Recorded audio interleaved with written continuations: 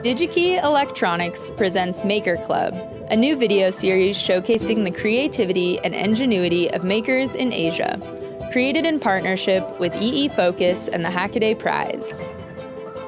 As one of the world's most trusted distributors, Digi-Key serves both engineers and makers who envision a better world through the creation of new and exciting electronics.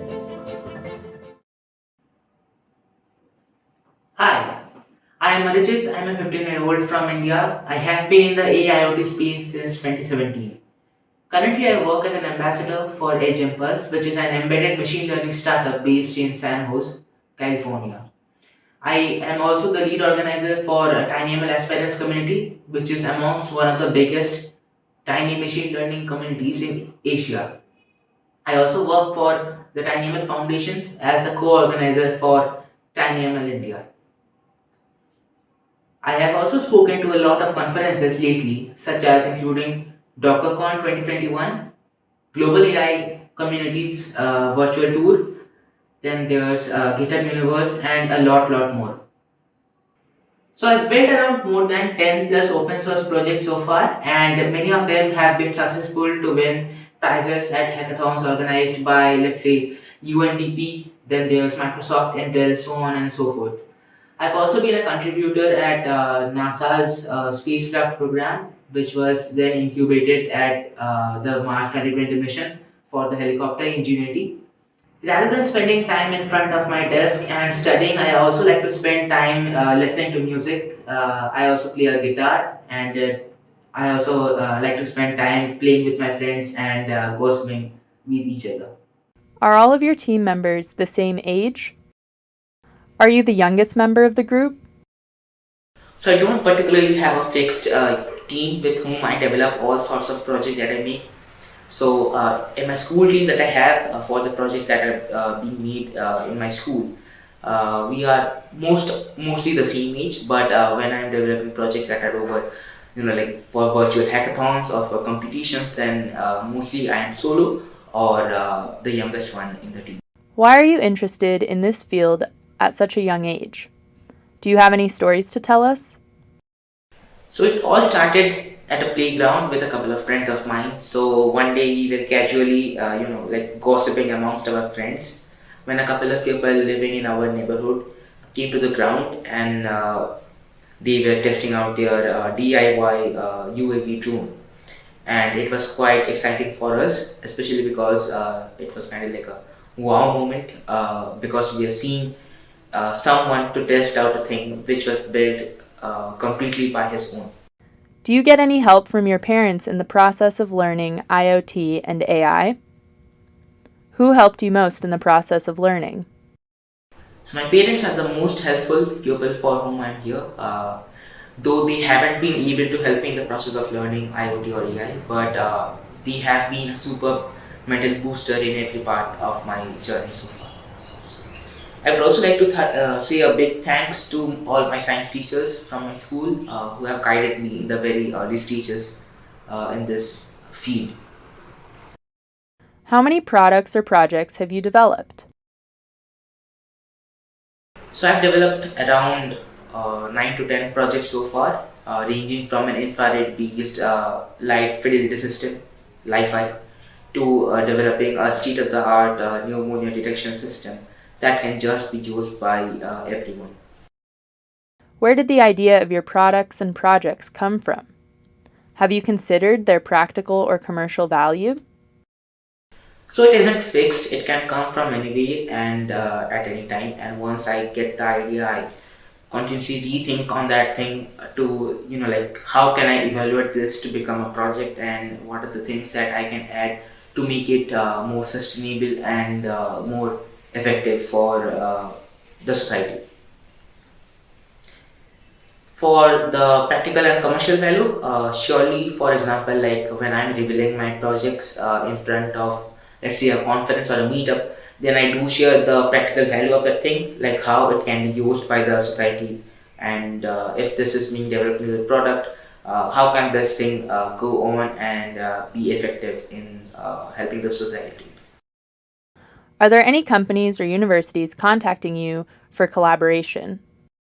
Yes, there are. I have teamed up with a couple of companies and universities for partner projects, events. Well, I still consider this to be my hobby, although I do make some sponsor stuff in the meantime. Electronic hardware development is expensive. As far as you know, is it common amongst your peers to work on such projects? Are there any schools or organizations trying to help you cover these costs? To be honest with you, it isn't. Mostly because the education system in India is mostly focused towards, memorizing based study rather than doing it through your own hands or like experimental based study. And yes, there are some schools and organizations which are trying to, put in the STEM education based system into our studies, but hopefully things will go well. There aren't many colleges which are looking for co-curricular activities in India, although things might change when you apply for post-graduation and internships. Are there any ongoing projects you can show us right now? So one of the most common problems that I face so far in creating Edge AI based projects are about datasets. Because datasets are one of the most important things that are being needed for creating a good AI based project, and collecting those data are easy as well. The second option that comes is deploying those Edge AI based models on devices, because the deploying part also is quite hectic, because you need to think that you want to deploy this directly into a Linux based device, or you want to deploy this directly to a device that is supported by a SDK of a particular software, and things like that. Do you have any plans for yourself in the future? Have you ever thought about being an electrical engineer in the future? Well, I don't have a completely fixed, let's say, a sort of plan, but definitely I would be looking forward to taking an engineering degree. But I want to make sure that I keep this innovator and make a sort of thing till the end. What advice would you give to your peers who are interested in TinyML? First off, you can check out the TinyML book written by Pete from Google and Dan from Azure. So it is a great solution for, let's say, a TinyML 101 thing, and it guides you to the very beginning on what is TinyML, how you can use it, and some basic projects are also included in that book itself. Let me explain you what is the main core concept of our hardware and software. So this is what you have, the Balena Fin, which is an industrial grade Raspberry Pi 3 compute module board. It also has the Raspberry Pi compute module up down in over here. And over here we have a Logitech webcam. We can even use any other standardized webcam for the demo of this project as well. And over here we have a picture, a thermal image of a dancer of a butterfly, which can easily be detected by our ML algorithm developed using Edge Impulse and TensorFlow. Moving on to this, in over here we have loaded up the local web server, which is 192.168, and then it will display up the local web page URL.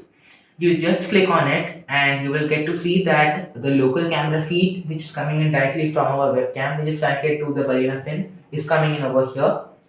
And below it, we get to see that there are three different levels of butterfly, damselfly, and anomaly level. In here, it says that it is butterfly with 99.6% accuracy, which is absolutely correct considering that we have given it a thermal image of a butterfly. So this, on the software side of things, we have actually used Balena and Edge Impulse. As you can see that this is my Balena Cloud dashboard, and my device is connected to it. Over here there are the various different logs which are directly coming in from the device, as you can see over here. So Balena actually uses a JSON file which has been generated from the Edge Impulse dashboard web page. This is our neural network. We have used MobileNet v2 0.35 for generation of it. We got about 100% accuracy, and here is the feature explorer if you want to have a look into our 3D diagrams. For more info, you can visit xdei.software it contains an entire website based on what our project is and how it actually functions and how you can use it as well. Thank you so much for listening to the very end. It was a great interview. I had lots of fun organizing this kind of interview with the Hackaday guys. Hope you are doing well and stay safe. Bye.